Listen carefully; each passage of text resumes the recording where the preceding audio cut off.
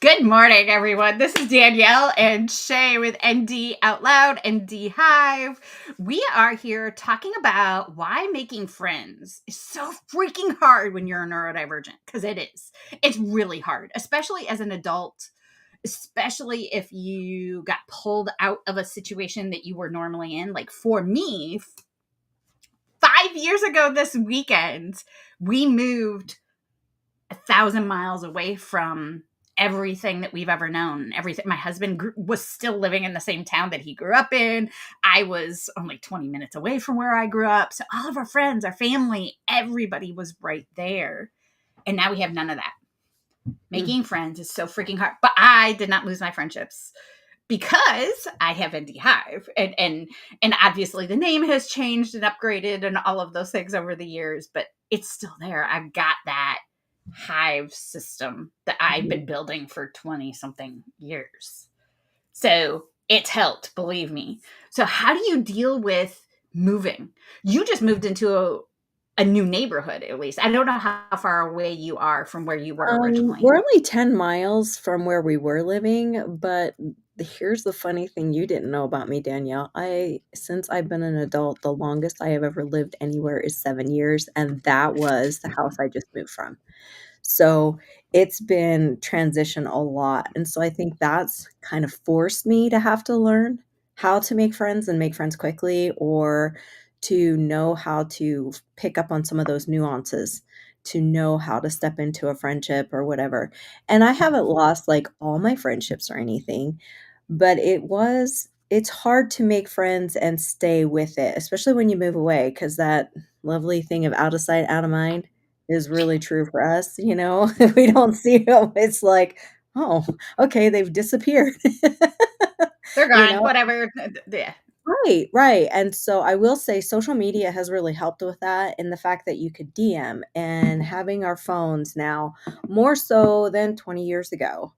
I think moving is really one of the biggest, like, it's almost like when you're running 100 miles an hour or your car's going 100 miles an hour and all of a sudden the parking brakes turn on.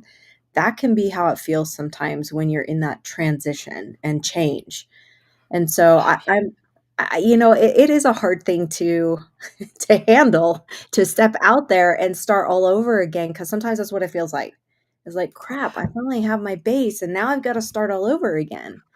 So It absolutely feels like that. I mean, for me, having my son, because we had my son when we were really young. All of our friends were still in college.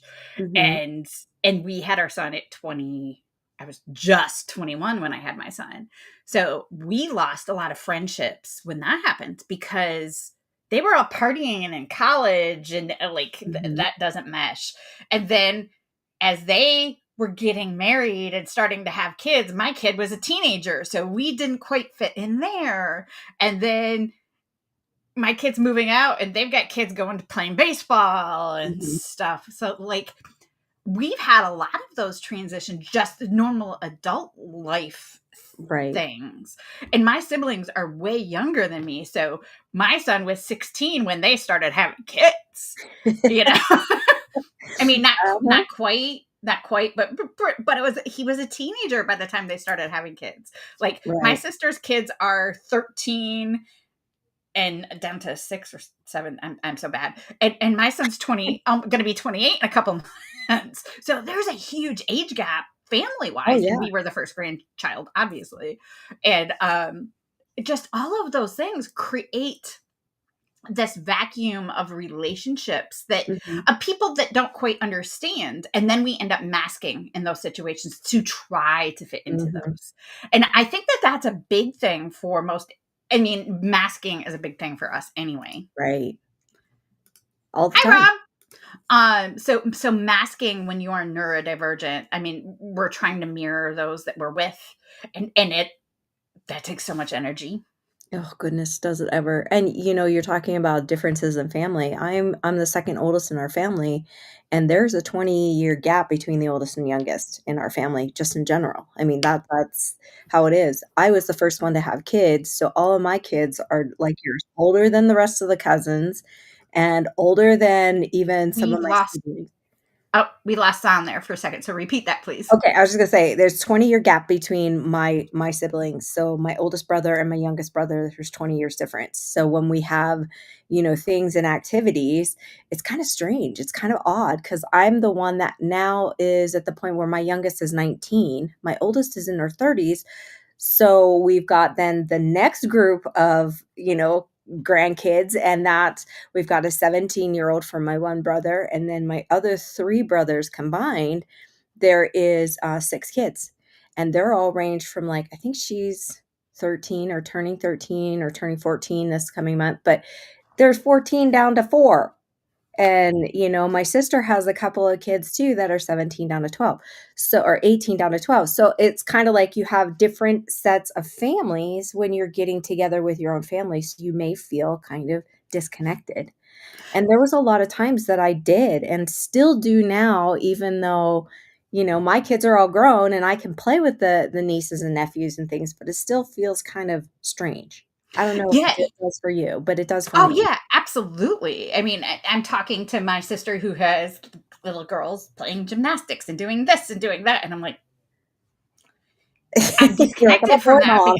because one, I was a boy mom, Right. and I was the neurodivergent boy mom. So we Yeah. had Legos and video games and building computers and all of the nerdy things. My kid never watched Disney.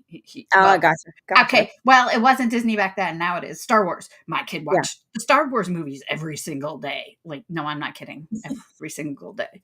Hi, Lauren. Hi, Rob.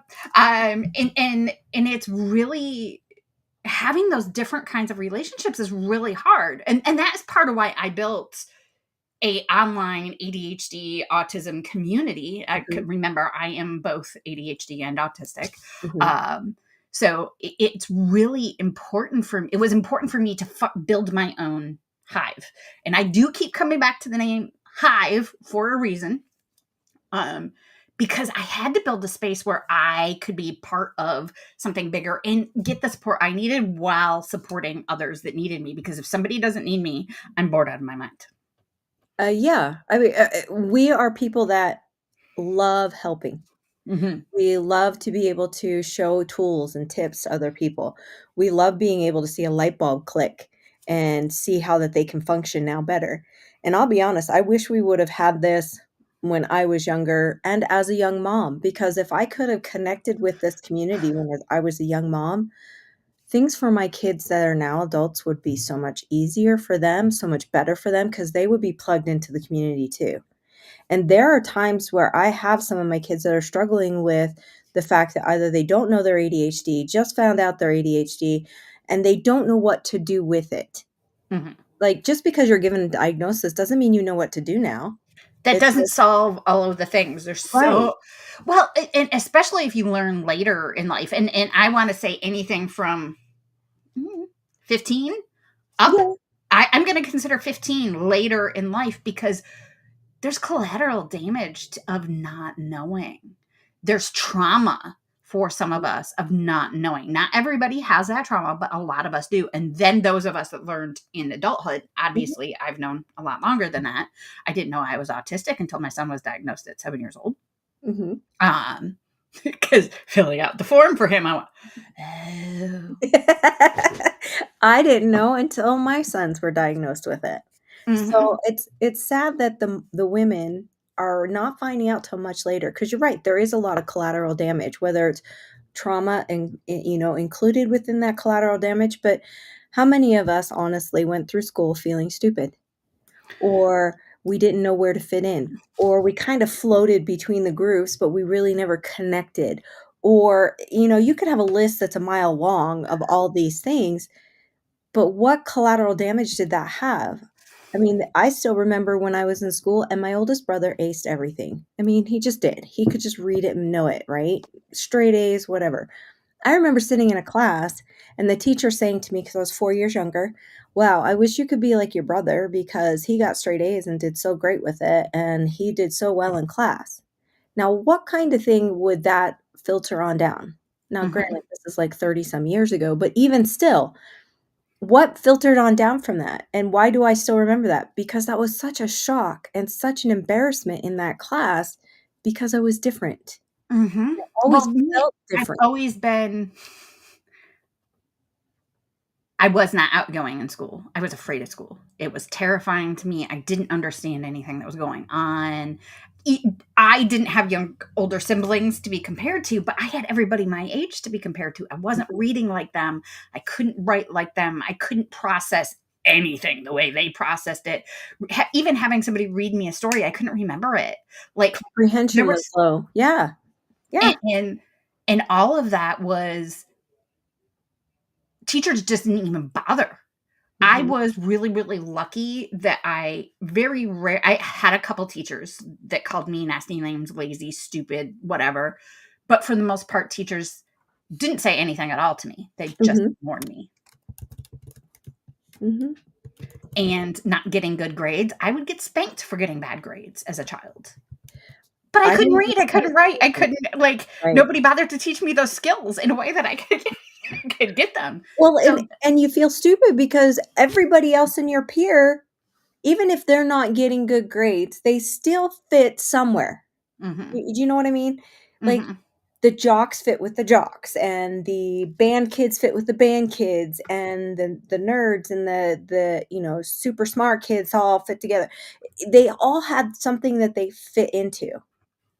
But I kinda just floated. Like, I was in band, got along with some of them, but never really connected. I was, with the smart kids, not really connected because I wasn't super smart, honestly. In school, my GPA was horrible. But when I went to college, it was different because in college, I did it the way that I wanted. Like, Mhm. it wasn't that, "Here's the structure the way the school demands it to be." It was, "Here's my structure, and I got through it." And Exactly. so I have the same thing. Elementary school was horrible. High school is better for me, and I am a music kid, so I was in chorus, I was in band, I was in special band, I was in special choruses Mhm, because mhm. music for me was so easy. I Yeah, couldn't read, I couldn't no. write, but I could read music and play anything. And when I say that, I was playing like at college level and in college things and specialty things at Yeah, 7. see, I'm the other side of that, Danielle. Yeah. You were the kids that I wanted to be like. I was the Yeah. one that was like, But "Don't hand me this music because I don't wanna have to practice 20 hours this week to figure it out." I didn't have a choice. I was forced to practice. That was one of those things I would get in trouble for if I didn't practice Mhm. enough. But now that was my one thing. But I didn't even in that situation, I didn't have many friends because I was afraid of everyone, everything at that Right. age because school was not a safe space for me. Well, and there's another part to it that I've realized now looking back. I was somebody who was like an open book. If they'd ask me a question, I would be like, blah, blah, blah, blah, blah, everything. And they're sitting there going, all I wanted to know was what time is it? Something very Mhm. simple. And we just tend to overshare. I mean, that's just part of who we are, right? As an And that adult, can be that is so very totally me. yeah, and that can be very off-putting for some people that they just kinda repel quickly because they're like, "I didn't wanna know all that." They Mhm. don't understand why we're oversharing or why we shared all of the things that we did, or if they say, "How are you today?" They weren't really wanting to know, "How are you really today?" They just wanted to hear, They "I'm wanted fine." fine, okay, hi, how Yeah, are you? That's all they want. And it's like understanding social cues. mm, I don't even care now. Like I will admit I don't care yeah. now. But that's why building friendships in a space that's completely safe that you can info dump if somebody asks you something. We info dump it on each other around here all the time. I Well, we ask can somebody a ask simple question. questions just out of the blue, and you guys aren't like, "What is the problem that you're asking me that?" And we don't care. It's out of the blue, it's fine. Mhm. I mean, we've done that every day pretty much since we got back from Disney, asking Oh, questions yeah. and I we asked somebody a question this morning on something that I know is their thing, and they gave me like, I asked this person a question knowing that they would info dump on me, which was what I wanted, why I yeah, asked the question. It was perfect. It gave me everything I needed, and I know I can do that. I will ask a question, and I've mhm, learned, especially with my team, you and Tara and Tim and Jessica and Rebecca, mhm. I know how to ask the questions to get the info dumping out of you. I love it. Mm, we're gonna have to But take notes. but it's fantastic. And that's why we have the hive that we have. Our Mhm. hive mind, we know to ask who to ask to get that info dumping. Right. I'm asking my community members to support me right now because I've got a 60-day challenge that I've given myself to do all of this stuff.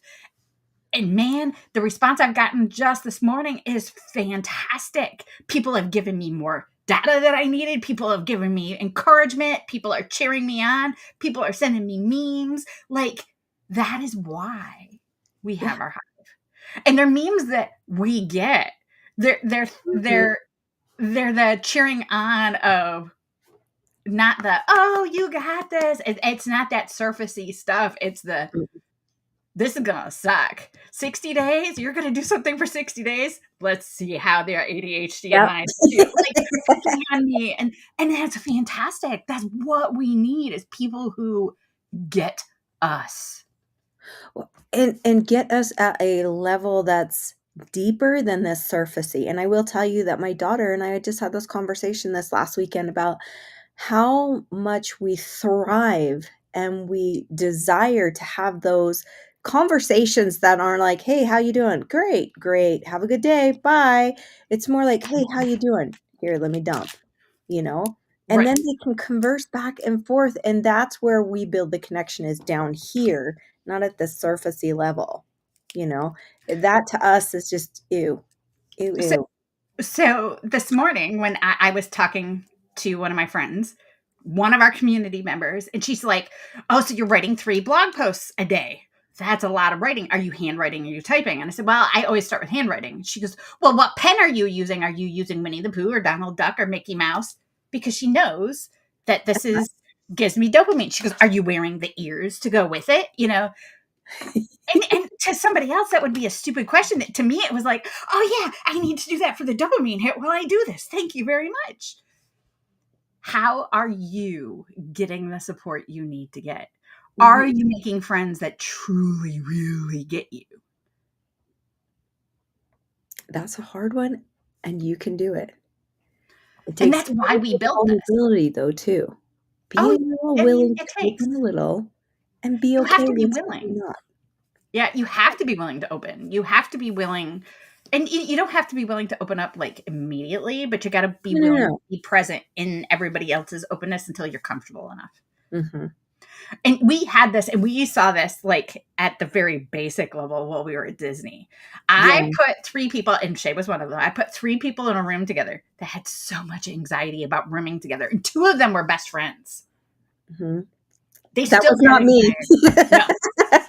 And then I threw Shay into the mix, who is completely I mean, not 100% unknown, but fairly unknown to everybody. Right. And one of the members that came hates the idea of Disney, is not a super social person, does not do anything. She was the first person to put a deposit down to go to Disney next year. Right. And she is hyper super interactive in our chats, and she shows up to body doubling, and she shows up to coaching calls, and these things are things that would normally be so far outside of her comfort zone. Oh, absolutely, and you know what? It also brings in a sense of accountability, not in a, like, negative sense, but an accountability of, "They've got me. I'm gonna try this again. They've got me if if I feel like I can't meet where I wanna be. I can go to them and say, 'Hey, can you help me with this?'" And we do it in a kind way, but we I do call it it with our soft humor. accountability. Yeah, There's no like discipline or somebody right. cracking a whip or somebody criticizing us if we don't complete the thing. There's No. did you use the Donald Duck Mhm. pen? Did you use the Mickey Mouse pen? Did you wear the Right. ears? And that, believe it or not, just those questions give me accountability of, oh, now I have to show up and I should Mhm, show up. I made a commitment. I'm gonna show up and do this thing because somebody asked me if I did it in a fun way. mhm. Well, and it's the same with, like, some of them are trying to do some different type of physical activity now that they haven't done before, and they are saying, "Hey, I wanna do this." And the question isn't, "What do you want me to hold you accountable with?" It's, "How can I support you?" Right. Because the way, like you were just saying about the pens, that person knew how to support you in the way that you needed, and that's what this community is, that's what Hive is about. I mean, think about a beehive. What's a beehive? A beehive is a collective of people, not people, sorry, bees working together to help the queen bee in being able to create the honey, take care of the little bees that are being born. I don't know what the names of them are, The but it little creates a collective. They all support each every other. every bee has a purpose. Every bee has a Yes. purpose. And the funny, this is just my brain going off on a tangent, is that when anything attacks that hive, what happens? Oh, they attack back as a whole, as one coordinated effort. And and attacks don't necessarily need to be horrible, horrible things, but No. we have somebody who's just struggling with depression. We're going to, as a hive, surround that person and give them the support that they need in the way that they need it. They need it, Right, not the way I think you need it, the way right. you need it. Because every brain is so different. And being a hive, we learn what each part and each person needs because we're getting to know each other and we show up. And, and this morning we had Katie on the chatty body doubling, and she was talking away to the dogs that she's dog sitting, not to any of us. And all of us were giggling, but she was keeping us all entertained, and we all got stuff done. See, it works. And our humor, it works. Just just smile at us and just love us for the way we are. It's just it's so important to have a network of people who get you. If you're looking for that network, if you don't know where to find it, we're here. Less than $5 a day or week. Excuse A me, week. less I was than gonna five say, dollars not a a week. day, a week. Not a day, a week. Less than $5 a week. So less than one cup of coffee a week. Less than those Red Bulls and Monsters you keep buying. Mm-hmm. Mm. um, skip Starbucks one day, and you can afford this. And we have 4 coaching calls a week. Oh, no, excuse me, 5 coaching calls a week. I'm sorry, because we have our nighttime one. We have body doubling all day, every single day during the week. We even have it on the weekends. Yesterday, um, Rebecca was her son, her toddler, dumped all of his puzzles on the floor. All of the puzzle pieces were all mixed up. So she hopped on body doubling with me so she could put all the puzzles back together, make sure she had all the pieces and Oh my organize it all and goodness. get things cleaned up. And I was writing content for the website, and we worked together to get those things done. And she got all the puzzles put together, which I have zero patience for. So God bless Rebecca. But I got some stuff that I was struggling with done yesterday Right. because we do it together. Even on the weekends, we're connecting and asking, hey, who needs body doubling? Mhm. Who wants to help me get things done? And somebody always wants to help. This is the one thing about the neurodivergent world that is amazing, is we want to help each other. And that's why the Oh, yeah. hive is so important in building that hive. If you want to join us, it's less than $5 a week. It's $19.99 a month. It is no commitment, no long-term commitments. Come in at $19.99 a month, come in for 3 months, leave for a couple months because you're going on vacation, come back. It's always the same. No long-term commitments, and we are here for each other. And you build amazing friendships, because believe me, that's where I met Shay, that's where I've met Yeah. Tara. All of these people are absolutely amazing, and I get to collect amazing neurodivergent minds. So come join us and collect some more minds for yourself. If you have any questions, please let us know, and the link is below if you are looking for it.